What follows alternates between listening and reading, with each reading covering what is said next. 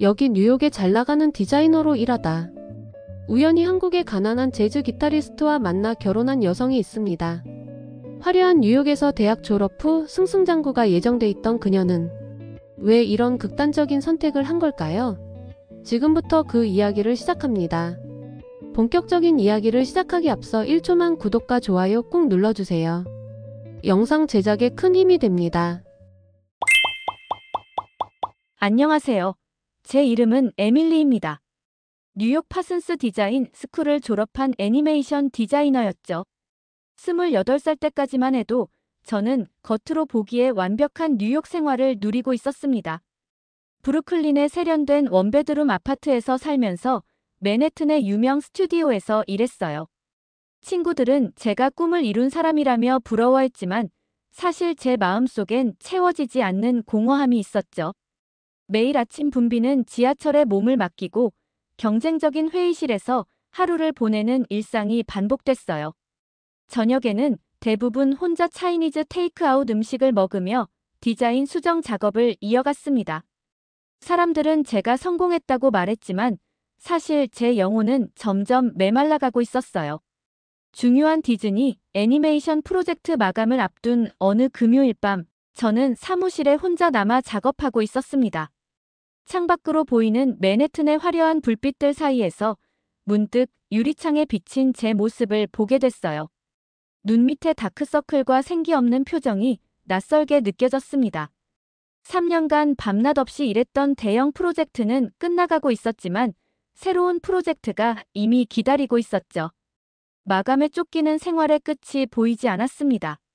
그날 밤, 오랜만에 일찍 집에 돌아온 저는 침대에 누워 습관처럼 스마트폰을 넘겼어요. 인스타그램에서 대학 시절 유일하게 친했던 한국인 룸메이트 지아의 게시물을 발견했습니다. 졸업 후 서울로 돌아간 지아의 피드는 놀라움 그 자체였어요. 서울의 활기찬 거리, 노을 지는 한강, 정갈하게 차려진 한식, 그리고 환하게 웃는 지아의 모습이 제 마음을 사로잡았습니다. 지아의 사진들은 마치 다른 세계를 보여주는 창문 같았어요. 그 사진 속에서 지아는 정말로 살아있어 보였습니다. 반면에 저는 그저 숨만 쉬고 있었던 것 같았죠. 그때 문득 부모님이 생각났어요. 2달 전 아버지의 재혼 소식을 전화로 들었을 때 저는 그저 의례적인 축하를 건넸을 뿐이었습니다. 가족들과는 점점 대화가 줄어들었고 뉴욕에서의 바쁜 일상을 핑계로 명절에도 집에 가지 않았어요. 결국 가족마저 멀어져 버린 상태였습니다. 스튜디오 동료들과도 진정한 우정이라 부를 만한 관계가 없었어요. 경쟁적인 업계 특성상 깊은 관계를 맺기보다는 서로의 약점을 찾아내는데 더 익숙해져 있었습니다. 데이트 앱으로 만난 남자친구들과의 관계도 오래가지 못했죠. 대화 주제는 항상 일과 커리어에 대한 것뿐이었으니까요. 충동적으로 지아에게 메시지를 보냈습니다. 오랜만에 연락한다는 가벼운 인사였지만 그것이 제 인생의 방향을 완전히 바꿔놓을 줄은 몰랐어요. 다음 날 아침, 지아의 영상통화 요청에 응했고 우리는 마치 어제 헤어진 것처럼 자연스럽게 대화를 이어나갔습니다. 지아의 활기찬 목소리와 서울 이야기에 푹 빠져들던 그 순간 저는 문득 제 삶에서 오랫동안 잊고 있었던 무언가를 발견한 기분이었어요. 지아와의 영상통화는 제 일상에 작은 변화를 가져왔습니다. 일주일에 한 번, 저는 시간대 차이를 고려해 아침 일찍 일어나 그녀와 통화했어요. 지아는 퇴근 후 서울의 밤 풍경을 보여주었지만 제가 진짜 흥미로웠던 것은 그녀가 들려주는 한국 생활의 일상적인 모습이었죠. 지아의 일상에는 편리함과 안전함이 공존했습니다. 밤 11시에도 혼자 걸어 다닐 수 있는 거리, 24시간 문을 닫지 않는 편의점, 10분 간격으로 다니는 대중교통.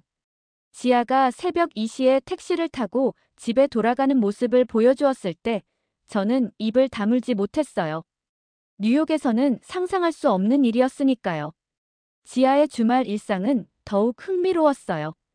그녀는 한강공원에서 텐트를 치고 친구들과 피크닉을 즐기는 모습, 24시간 카페에서 책을 읽거나 일하는 사람들, 동네 시장에서 덤으로 주는 야채를 자랑하기도 했습니다. 특히 인상 깊었던 건 지하의 이웃들과의 관계였어요. 아파트 단지에서 모르는 아이들이 엘리베이터에서 인사하고 경비 아저씨가 택배를 친절하게 보관해주는 모습은 제가 살던 브루클린 아파트와는 완전히 달랐습니다. 저는 그런 소소한 인간관계가 그리워졌어요.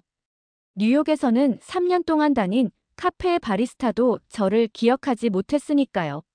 지아는 제게 한국 드라마와 음악을 추천해 주었어요. 처음엔 단순한 호기심이었지만 점점 더 깊이 빠져들기 시작했습니다. 주말마다 한국 드라마를 몰아보며 시간 가는 줄 몰랐고 통근 시간에는 K-팝을 들으며 가사의 뜻을 이해하려고 노력했죠. 유튜브로 한국어 기초를 독학하기 시작했고 한국어 인사와 간단한 표현들을 배웠습니다. 스튜디오 동료 레이첼은 제 변화를 눈치채고 농담처럼 물었어요. 제가 뭔가에 중독된 것 같다고요. 아마도 그 말이 맞았던 것 같습니다. 저는 지루하고 반복적인 뉴욕 생활 속에서 새로운 세계를 발견한 기분이었으니까요. 3월의 어느 목요일, 저희 스튜디오의 크리에이티브 디렉터인 마이클이 차기 프로젝트를 제안했습니다. 앞으로 2년을 또다시 마감에 쫓기며 살아야 한다는 생각에 갑자기 숨이 막혔어요. 회의실을 나와 화장실에 숨어 거울 속 제 모습을 바라보았습니다. 그때 깨달았죠. 저는 더 이상 이렇게 살고 싶지 않다는 것을요. 그날 저녁 마이클의 제안을 정중히 거절했어요. 그는 믿을 수 없다는 표정으로 저를 바라보았습니다. 이런 기회를 거절한다는 것이 뉴욕의 디자인계에서는 거의 자살 행위나 다름없었으니까요. 하지만 저는 이상하게도 평온했습니다. 마치 오랫동안 짊어지고 있던 무거운 짐을 내려놓은 것 같은 해방감이 느껴졌어요. 그날 밤 충동적으로 지아에게 메시지를 보냈습니다. 서울에 2주 정도 놀러 가도 될지 물었어요. 지아의 답장은 즉각적이었습니다. 그녀는 너무 기뻐하며 자신의 아파트에 머물라고 제안했죠. 다음 날 아침, 저는 휴가를 신청하고 비행기 티켓을 예약했습니다. 동료들은 제가 번아웃에서 회복하기 위한 휴식을 취한다고 생각했어요.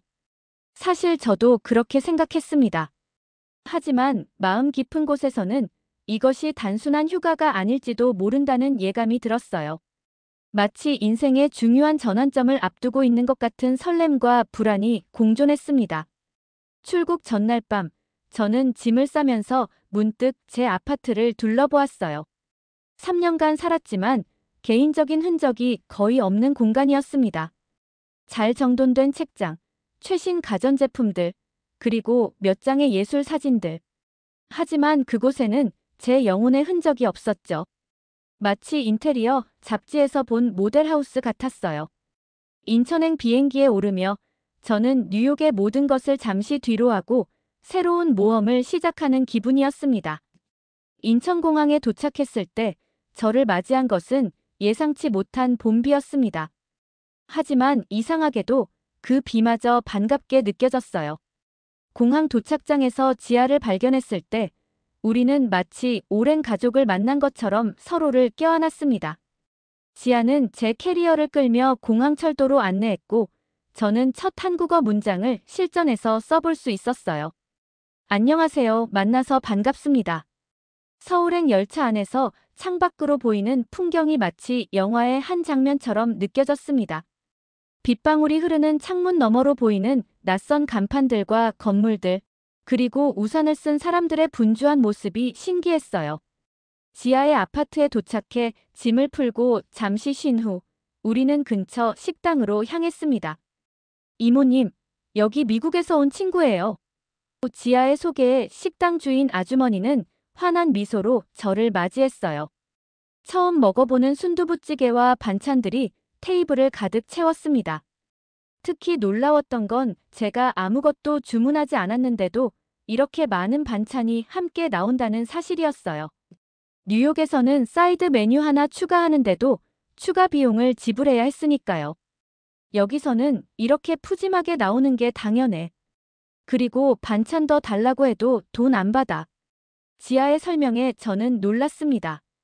식사를 마치고 계산할 때 주인 아주머니는 제게 작은 요구르트를 서비스로 건네주었어요. 지아는 이것이 단골에게 주는 정이라고 설명했습니다. 처음 온 외국인인 제게도 이런 따뜻함을 느낄 수 있다는 게 신기했어요. 다음 날 아침, 비가 그치고 맑은 하늘이 드러났습니다. 지아는 출근해야 해서 저에게 교통카드와 간단한 지도를 건네주었어요. 걱정 마. 서울은 정말 안전해. 길 잃어도 누구한테 물어봐. 다들 도와줄 거야. 그녀의 말대로 저는 혼자서도 지하철과 버스를 이용해 서울 곳곳을 누볼 수 있었습니다. 경복궁의 웅장함, 인사동의 전통적인 분위기, 그리고 강남의 현대적인 빌딩들까지. 서울은 과거와 현재가 공존하는 도시였어요. 특히 인상적이었던 건 어디서나 쉽게 찾을 수 있는 공공 화장실과 쉼터였습니다. 뉴욕에서는 화장실 하나 찾기 위해 카페에서 음료를 사야 했던 기억이 떠올랐어요. 저녁에 지아를 만나 함께 식사를 하며 그날의 모험을 이야기했습니다. 지아는 주말에 저를 특별한 곳에 데려가겠다며 신비롭게 미소 지었어요. 금요일 저녁, 퇴근한 지아와 함께 홍대 근처의 작은 재즈바를 찾았습니다. 아담한 공간에 사람들이 꽤 모여 있었고 무대 위에서는 밴드가 공연을 준비하고 있었어요. 여기 내 친구가 연주해. 돈은 많이 못 벌지만 정말 실력 있는 기타리스트야. 지아의 말에 고개를 끄덕였지만 사실 저는 그저 한국의 밤문화를 경험하는데 더 관심이 있었습니다. 하지만 그것이 운명의 순간이 될 줄은 몰랐어요. 첫 곡이 시작되자 무대 위 기타리스트의 손가락이 현을 타고 흐르는 모습에 시선이 고정됐습니다. 30 중반으로 보이는 그 남자는 낡은 기타와 조금해진 옷을 입고 있었지만 그의 연주에서는 어떤 화려함보다 진한 감성이 느껴졌어요. 민석이라는 이름의 그 기타리스트는 화려한 테크닉보다는 감성적인 연주로 관객들의 마음을 사로잡았습니다. 그의 연주는 단순한 음악이 아니었어요. 마치 이야기를 들려주는 것 같았습니다. 공연이 끝나고 지아는 저를 악단 멤버들이 있는 테이블로 안내했습니다. 민석 오빠, 내 미국 친구 에밀리야. 파슨스 출신 애니메이션 디자이너지. 지아의 소개에 민석이 미소 지으며 영어로 인사했어요. 그의 영어는 서툴렀지만 따뜻한 눈빛과 진심 어린 관심이 느껴졌습니다. 민석은 10년 넘게 재즈 기타리스트로 활동해왔지만 아직도 안정적인 수입을 얻지 못해 작은 원룸에서 생활한다고 했어요. 낮에는 음악학원에서 아르바이트로 기타를 가르치고 밤에는 이런 작은 공연장에서 연주한다는 민석의 이야기가 왠지 마음에 와닿았습니다. 화려한 성공을 좇는 뉴욕의 예술가들과는 달리 그는 자신의 음악 자체에 진정한 가치를 두고 있었어요. 돈은 많이 못 벌어도 내가 사랑하는 음악을 할 수 있어서 행복해요. 그의 말에서 진정성이 느껴졌습니다. 테이블 위에 놓인 그의 낡은 가죽 지갑과 조금해진 재킷 소매가 눈에 들어왔지만 그의 눈빛에서는 어떤 부자보다도 풍요로운 무언가가 빛나고 있었어요. 우리는 음악과 예술에 대해 이야기를 나누었고 저는 그의 진지한 태도와 예술에 대한 열정에 감명받았습니다. 뉴욕의 화려한 파티에서 만난 예술가들과는 완전히 달랐어요. 그들은 항상 다음 프로젝트, 다음 전시회, 더 큰 계약에 대해 이야기했지만 민석은 오로지 음악 그 자체에 대한 순수한 사랑을 말했습니다. 민석의 연주, 재즈바의 아늑한 분위기, 그리고 서울의 밤. 모든 것이 어딘가 익숙하면서도 새로웠습니다.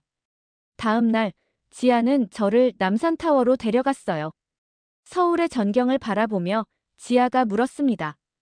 어떤 느낌이냐고요? 저는 솔직하게 대답했어요. 이곳에 있으니 이상하게 평화롭다고요. 뉴욕에서는 항상 무언가를 쫓고 있는 느낌이었는데 여기서는 그냥 현재를 즐기고 있다는 것을요. 그날 저녁 우연히 지아의 친구들과의 모임에 참석하게 됐습니다. 한국어를 거의 모르는 저를 위해 모두가 영어로 대화하려 노력했어요. 특히 민석은 서툰 영어로도 저에게 한국 음악과 문화에 대해 열심히 설명해 주었습니다. 식사 중에 누군가 계산을 하자 민석이 지갑을 꺼내려 했지만 지아가 그를 말렸어요. 오빠, 이번 달 월세 냈어. 먼저 그거 내. 그 말에 민석은 쑥스러운 듯 웃었습니다. 그의 재정적 어려움이 드러나는 순간이었지만 오히려 그 솔직함이 진실되게 느껴졌어요. 일주일이 눈 깜짝할 사이에 지나갔습니다. 서울의 일상은 뉴욕과는 다른 리듬으로 흘러갔어요. 지하철에서 스마트폰에 집중하는 사람들, 편의점에서 간단히 낀 일을 해결하는 직장인들, 한강공원에서 자전거를 타는 가족들. 모든 것이 새롭게 다가왔습니다. 돌아가기 3일 전, 민석이 제게 메시지를 보냈어요. 그가 음악을 가르치는 학생들의 작은 발표회가 있는데 함께 가지 않겠냐고요. 학원에서 만난 민석은 어제와는 다른 모습이었습니다. 단정한 셔츠에 안경을 쓴 그의 모습이 왠지 더 친근하게 느껴졌어요. 발표회가 끝난 후 우리는 근처 저렴한 분식집에서 떡볶이와 순대를 나눠 먹으며 오랜 시간 이야기를 나눴습니다. 민석은 자신의 음악 이야기를 들려주었어요. 대학에서 클래식 기타를 전공했지만 재즈에 매료되어 진로를 바꿨다고 했습니다. 가족들의 반대와 경제적 어려움에도 불구하고 그는 자신이 사랑하는 음악을 포기할 수 없었다고 했어요. 가끔은 생활고에 힘들어도 무대에 서는 순간만큼은 그 어떤 부자보다 행복하다는 그의 말이 가슴에 와닿았습니다. 돈은 많이 벌지 못하지만 내가 사랑하는 일을 하며 살아가는 행복이 있어요. 민석의 진심 어린 고백을 들으며 저는 제 뉴욕 생활을 돌아보게 됐어요. 화려한 프로젝트와 높은 연봉에도 불구하고 과연 저는 행복했던 걸까요? 2주의 여행이 끝나갈 무렵 저는 뉴욕으로 돌아가는 비행기를 앞두고 밤새 고민했습니다. 지하의 소파에 누워 천장을 바라보며 지난 2주간의 기억들을 떠올렸어요. 그리고 다음 날 아침 충동적인 결정을 내렸습니다. 비행기 일정을 한 달 뒤로 미룬 것이었죠. 뭐라고? 정말 한 달 더 있을 거야? 지아의 놀란 목소리에 저는 웃으며 고개를 끄덕였습니다. 갑작스러운 결정이었지만 이상하게도 마음이 편안했어요. 지아는 기뻐하며 저를 꼭 안아주었고 바로 계획을 세우기 시작했습니다. 저는 뉴욕의 스튜디오에 이메일을 보내 휴가 연장을 요청했고 다행히 승인을 받았어요. 첫 번째 할 일은 한국어를 제대로 배우는 것이었습니다. 지아의 추천으로 근처 어학원에 등록했고 매일 오전 시간을 한국어 공부에 투자했어요. 발음이 어려웠지만 선생님과 반 친구들의 격려 덕분에 조금씩 진전이 있었습니다. 특히 안녕하세요에서 시작해 감사합니다, 맛있어요까지 일상적인 표현들을 익히는 게 즐거웠어요. 어느 날 학원 수업을 마치고 나오는데 민석을 우연히 마주쳤습니다. 그는 근처 음악학원에서 기타를 가르치고 있었고 점심시간이라며 저를 작은 김밥집으로 초대했어요. 서툰 한국어와 영어가 섞인 우리의 대화는 어색하면서도 묘하게 편안했습니다. 한국어 배우기 어렵지요? 민석이 물었을 때 저는 이제 막 배운 표현으로 대답했어요. 네, 어렵지만 재미있어요. 제 한국어에 민석은 환하게 웃으며 엄지손가락을 들었습니다. 작은 성취감이 가슴을 따뜻하게 채웠어요. 지아의 소개로 저는 영어 과외일도 시작했습니다. 일주일에 3번, 인근 초등학생들에게 영어를 가르치는 일이었어요. 아이들과 함께하는 시간은 즐거웠고 의외로 제 한국어 실력 향상에도 도움이 됐습니다. 아이들은 제가 한국어로 실수할 때마다 웃으며 정확한 발음을 알려주었으니까요. 주말이면 민석의 공연을 보러 가는 것이 자연스러운 일과가 되었습니다. 그는 서울 곳곳의 작은 공연장에서 연주했고 저는 그의 음악을 들으며 뉴욕에서는 느끼지 못했던 평온함을 경험했어요. 민석의 생활은 검소했어요. 저는 한 번은 그의 원룸을 방문할 기회가 있었는데 작은 공간이었지만 정갈하게 정리되어 있었습니다. 벽에는 재즈 뮤지션들의 포스터가 붙어 있었고 구석에는 3대의 기타가 놓여 있었어요. 책장에는 음악 관련 서적과 LP판이 빼곡했고 작은 주방에는 라면과 간단한 식재료만 있었습니다. 이게 다 필요해요? 저는 방 한 구석을 차지하고 있는 오래된 LP 플레이어를 가리키며 물었습니다. 민석은 진지한 표정으로 고개를 끄덕였어요. 음악은 디지털보다 아날로그가 좋아요. 영혼이 있어요. 그의 말에서 진정한 예술가의 고집이 느껴졌습니다. 경제적으로 넉넉하지 않은 민석이지만 그는 항상 작은 것에 감사하는 모습을 보여주었어요. 비가 와서 공연이 취소되어도 기타줄이 끊어져도 그는 항상 괜찮아요. 다음에 더 잘 될 거예요 라고 말했습니다. 그런 그의 태도에 저는 점점 더 이끌렸어요. 한국 생활 3주차에 접어들었을 때 지아는 제게 흥미로운 제안을 했습니다. 그녀가 일하는 디자인 회사에서 외국인 디자이너를 찾고 있다는 거였어요. 너의 포트폴리오를 보여주면 우리 회사가 관심을 가질 거야. 정식 비자도 지원해 줄 수 있어. 지아의 말에 저는 잠시 망설였습니다. 정말 한국에 더 오래 머물 수 있을까요? 면접 날, 저는 긴장한 채로 지아의 회사를 찾았습니다. 제 포트폴리오를 검토한 디자인 팀장은 인상적이라며 칭찬했고, 간단한 질문들 후에 다음 주부터 출근할 수 있나요? 라고 물었어요. 놀라움과 기쁨이 동시에 밀려왔습니다. 뉴욕 생활을 뒤로하고 서울에서 새로운 시작을 한다는 것. 두렵지만 설레는 도전이었어요. 그날 저녁 좋은 소식을 전하기 위해 민석의 공연장을 찾았습니다. 그는 제 이야기를 듣고 진심으로 기뻐해 주었어요.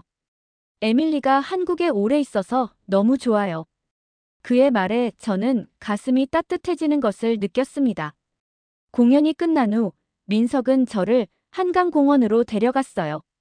밤하늘 아래 강물에 비친 서울의 불빛들이 아름다웠습니다.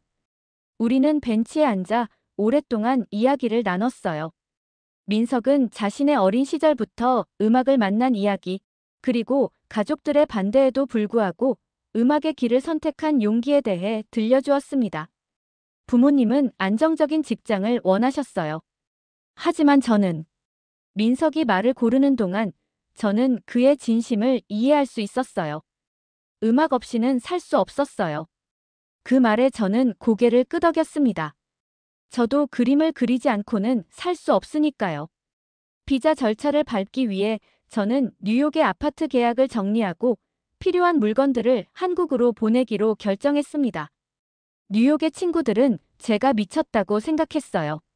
좋은 직장과 안정적인 수입을 포기하고 낯선 나라에서 새 출발을 한다는 것이 그들에겐 이해할 수 없는 일이었으니까요. 하지만 저에게는 이것이 진정한 자유처럼 느껴졌습니다. 뉴욕에서의 성공이라는 무거운 짐을 내려놓고 순수하게 제가 사랑하는 일을 하며 살 수 있다는 것.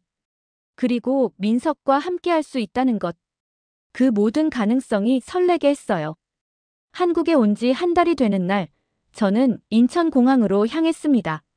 하지만 이번에는 떠나기 위해서가 아니라 뉴욕에서 보낸 짐을 찾기 위해서였어요. 공항에서 민석을 만났을 때 그는 작은 꽃다발을 들고 있었습니다. 새 시작을 축하해요. 그의 따뜻한 미소에 저는 확신했습니다. 이 결정이 옳았다는 것을요. 그날 저녁 지아와 민석 그리고 새로운 친구들과 함께 제 한국 생활의 공식적인 시작을 축하했어요. 소주잔을 높이 들며 지아가 외쳤습니다. 에밀리의 새로운 인생의 건배. 모두가 웃으며 잔을 부딪혔고 저는 그 순간 진정한 소속감을 느꼈습니다. 뉴욕에서 늘 외로웠던 제가 이제는 마음의 고향을 찾은 것 같았어요. 한국에서의 새 생활은 예상과 달리 순탄치만은 않았습니다. 언어 장벽, 문화적 차이, 그리고 때로는 향수병까지. 하지만 그럴 때마다 민석의 따뜻한 위로와 지아의 실질적인 조언이 큰 힘이 되었어요. 특히 민석은 제가 힘들 때면 항상 기타를 들고 찾아와 작은 노래를 들려주었습니다. 말로 위로하기보다 음악으로 마음을 전하는 그의 방식이 더 깊이 와닿았어요. 한국에 정착한 지 3개월, 저는 서울 생활에 점점 적응해가고 있었습니다. 지아가 소개해준 디자인 회사에서 일하며 한국어도 조금씩 늘었어요. 죄송합니다와 괜찮습니다는 회사에서 제가 가장 자주 쓰는 표현이 되었죠. 민석과의 관계는 자연스럽게 깊어졌습니다. 주말이면 서울 곳곳을 함께 탐험했고 북촌이나 삼청동의 조용한 카페에서 민석은 악보를 쓰고 저는 스케치북에 그림을 그리며 시간을 보냈어요. 말없이도 편안한 시간이었습니다. 어느 날 민석이 작은 광고지를 보여주었어요. 홍대 근처 작은 스튜디오 공간 임대 광고였습니다. 같이 작업실 만들면 좋을 것 같아요. 내가 음악하고 에밀리는 그림 그리고. 처음엔 재정적 부담이 걱정됐지만 민석의 공연을 보러 갔던 그날 밤 제 마음이 바뀌었어요. 그날 민석은 에밀리스 스케치라는 특별한 곡을 연주했습니다. 제 그림 그리는 모습에서 영감을 받았다는 그 곡은 부드럽고 따뜻한 선율로 가득했어요. 공연 후 우리는 처음으로 손을 잡고 한강변을 걸었습니다. 말없이도 우리의 마음은 이미 서로를 향하고 있었어요. 다음 날 용기를 내어 작업실 광고를 다시 확인했습니다. 작업실 같이 구해봐요. 민석은 기뻐했고 우리는 홍대 뒷골목의 작은 건물 3층에 공간을 얻었어요. 창문으로 들어오는 자연광이 작업하기 완벽했고 비록 월세는 부담스러웠지만 둘이 나누면 감당할 수 있었습니다. 작업실 꾸미기는 즐거웠어요. 중고 가구점에서 저렴한 책상과 의자를 구했고 민석은 아는 형이 쓰던 소파를 기증받았습니다. 벽에는 제 스케치와 민석이 좋아하는 재즈 뮤지션 포스터를 함께 붙였어요. 일주일 후 지아와 친구들을 초대해 작은 개업 파티를 열었습니다. 작업실은 우리 관계의 새 단계를 열어주었어요. 각자 작업하다가도 서로의 창작물에 대해 이야기를 나누고 때로는 협업했습니다. 제가 그린 그림에 민석이 음악을 입히고 민석의 음악에 제가 이미지를 더하는 시기였죠. 우리의 예술은 서로에게 영감을 주고받으며 더 풍부해졌어요.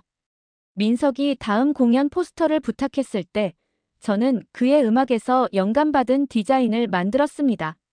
수채화 느낌의 배경에 민석의 실루엣을 담은 포스터는 생각보다 좋은 반응을 얻었어요. 특히 팬들이 포스터를 구할 수 있냐고 물어왔을 때 진정한 성취감을 느꼈습니다. 크리스마스 이브, 민석은 저를 남산타워로 데려갔어요. 야경이 아름다운 그곳에서 서울의 불빛을 바라보며 지난 몇 개월을 되돌아보았습니다. 민석은 주머니에서 작은 상자를 꺼냈고 그 안에는 작은 열쇠가 있었어요. 이게 뭐예요? 제가 물었을 때 민석은 쑥스럽게 웃었습니다. 제 집 열쇠요. 에밀리와 같이 살고 싶어요. 그의 청혼 같은 제안에 저는 잠시 말을 잃었어요. 작은 원룸에서 함께 산다는 것이 뉴욕에서라면 상상도 못했겠지만 지금의 저에게는 가장 행복한 제안이었습니다. 저도 민석 씨와 함께 있고 싶어요. 제 대답에 민석은 환하게 웃었고 남산타워의 불빛 아래에서 우리는 첫 키스를 나누었어요. 새해가 되자 저는 민석의 원룸으로 이사했습니다.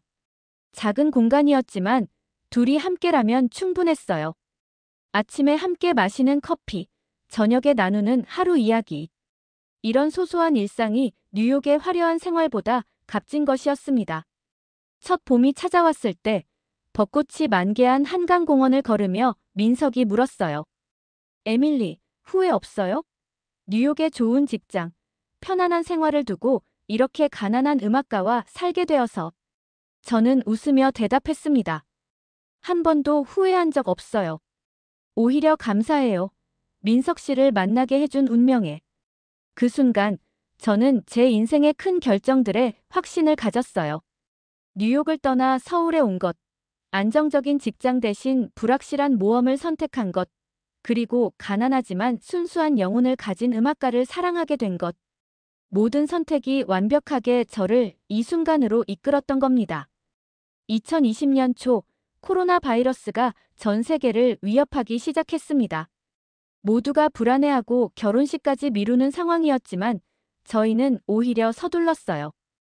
2월 22일 민석과 저는 가까운 지인들만 초대해 작은 결혼식을 올렸습니다. 정말 지금 결혼할 거야? 지아는 걱정스러운 목소리로 물었지만 저는 확신에 찼습니다. 이미 우리 사랑은 너무 많은 우연과 운명의 실타래로 이어져 있었으니까요. 우여곡절 끝에 우리는 팬데믹이 본격화되기 직전에 결혼할 수 있었어요. 결혼 후 우리는 전통적인 성 역할을 뒤집은 독특한 가정을 꾸렸습니다. 제가 안정적인 디자인 회사에서 일하며 가게를 책임지고 민석은 음악 활동과 집안일을 담당했어요. 처음엔 주변의 시선이 부담스러웠지만 우리에겐 가장 자연스러운 모습이었습니다. 코로나로 인한 봉쇄 기간은 오히려 우리 관계를 더 단단하게 했어요. 작은 아파트에서 함께 보내는 시간이 늘면서 서로를 더 깊이 이해하게 되었습니다. 민석은 제게 매일 아침 따뜻한 소고기 무국을 끓여주었고, 저는 퇴근 후 그의 음악을 들으며 하루의 피로를 풀었어요. 한국 생활 5년 차인 지금, 저는 시장 상인들과 한국어로 농담을 주고받을 정도로 적응했습니다. 민석의 음악은 더 넓은 관객들에게 사랑받고 있고, 저희의 작업실에서는 여전히 음악과 그림이 조화롭게 어우러지고 있어요. 가끔 뉴욕 친구들이 묻습니다. 정말 후회 없어? 그럴 때마다 저는 웃으며 대답해요. 내 인생에서 가장 용감했던 결정이었고, 가장 행복한 결과를 가져다 준 선택이었어. 뉴욕의 빠른 템포에 익숙했던 제게 서울의 생동감은 오히려 편안하게 느껴져요. 결국 사랑은 어디서나 같은 언어니까요. 그리고 이제 저는 알아요. 진정한 성공은 화려한 이력서가 아니라 매일 아침 행복한 마음으로 눈을 뜨는 것이라고요.